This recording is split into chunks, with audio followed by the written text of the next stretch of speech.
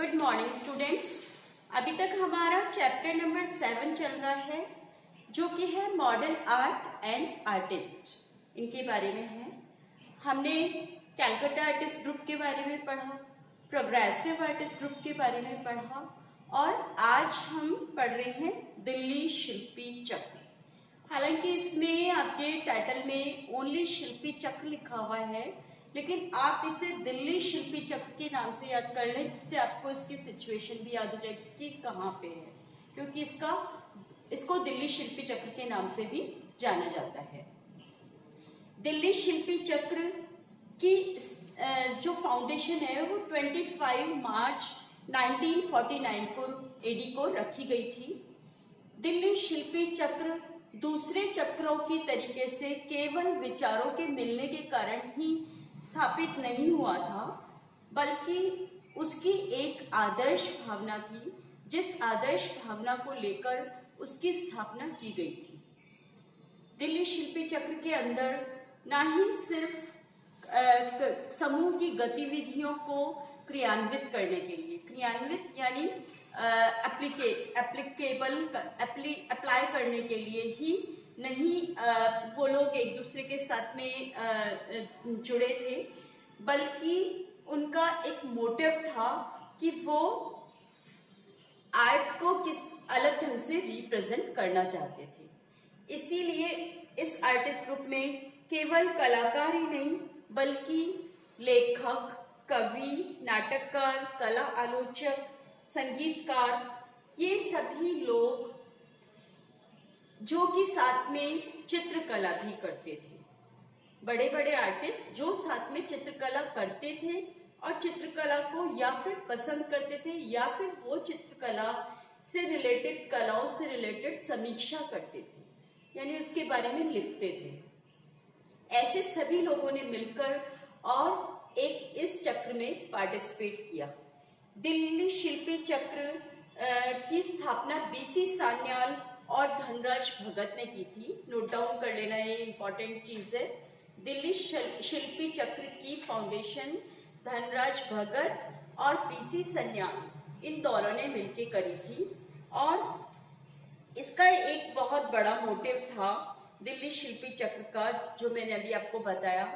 इनका मोटिव था कि समूह समझता है, जो ग्रुप है वो जानता है इस चीज को कि कला को एक गतिविधि यानी एक्टिविटी के रूप में हमारी लाइफ से अलग नहीं किया जा सकता। ये तो हमारी लाइफ में घुला मिला है।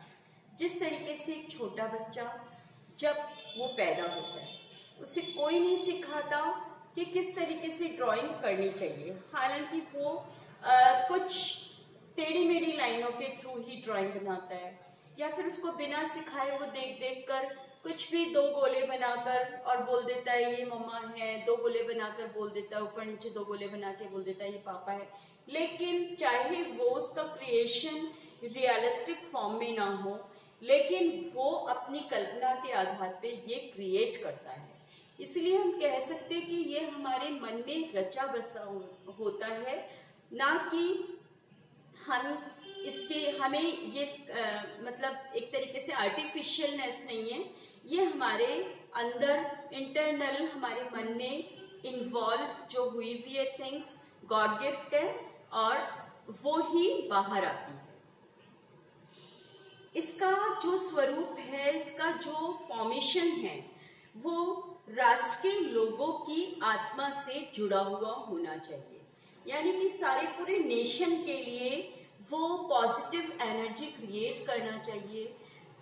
नेशन के लोगों से इंटरनली कंबाइंड होना चाहिए और साथ ही साथ में उसका जो मोटिव होता है वो हमारे समाज के उत्थान के लिए, यानी हमारी सोसाइटी के डेवलपमेंट के लिए उसकी फॉर्मेशन होनी चाहिए। तो इस एक मतलब मकसद के साथ में, इस एक मोटिव के साथ को लेकर बीसी सान्याल, धनराज भगत जैसे कलाकारों ने दिल्ली शिल्पी चक्र की फाउंडेशन रखी थी। ये जो दिल्ली शिल्पी चक्र था तो ये समकालीन कला के विकास के लिए बच्चों एक दो शब्द हैं जो हमारे इस सब्जेक्ट में बार बार आएंगे, लेकिन हालांकि हमारे लिए उनका जो मीन है वो जानना इतना इम्पोर्टेंट नहीं है, लेकिन फिर भी जब नए शब्द आते हैं तो मुझे पता है कि आप लोग बच्चे हो या विद्यार्थी आर्टिस्ट हो अभी, तो आप लोगों को क्यूरियोसिटी होती है नए शब्दों को जानने के लिए। तो इसीलिए मैं आप लोगों को इसका मीन बता देती हूँ कि एक तो होता है समकालीन और एक होता है समसामयिक। दो शब्द आते हैं, ये इसी तरीके से इंग्लिश मीडियम हो या हिंदी मीडियम इसी तरीके से लिखा हुआ है। समकालीन यानी एक ही काल के, समसामयिक यानी एक ही समय के। मिलती जुलती बात है लेकिन बहुत अलग है। समकालीन कालों का डिसीजन कैसे होता है? कालों का डिसीजन होता है परिवर्तन से, चेंजेस से। एक काल और दूसरा काल, यानी राजाओं के बदलने के साथ साथ में काल परिवर्तित हो जाते थे हमारे यहाँ पे। एक राजा आता था और दूसरा राजा आता था, उसके बीच का जो ड्यूरेशन है, time duration, that is called समकालीन। ठीक है, यानी काल तभी बदलता था जब राजा बदलता था। जैसे ही राजा बदलता था वो अपने अकॉर्डिंग सारी की सारी चीजों को बदल देता था, यहाँ तक कि ड्रेसिंग सेंस चेंज कर देता था, टर्बन्स चेंज हो जाती थी, लिविंग स्टाइल चेंज हो जाता था, वर्किंग स्टाइल चेंज हो जाता था और बहुत सारी चीजें चेंज हो जाती थी। तो इसी तरीके से एक राजा के समय से दूसरे राजा के समय तक का समय जो होता है वो काल कहलाता है, समकाल कहलाता है। अब समसामयिक क्या है? जब एक ही राजा वर्क कर रहा है तो उसी के टाइम पीरियड पे कोई फॉरेन कंट्री से लोग आए यहाँ पर, या फिर हमारा राजा फॉरेन कंट्री गया, या फिर उसकी विचारधारा में कुछ और चेंजेस आए। लेकिन ये चेंजेस किसी को देख कर आते हैं, चाहे हम जाए कहीं या कोई हमारे यहाँ पे आए, तो ये चेंजेस देख कर आते हैं किसी को।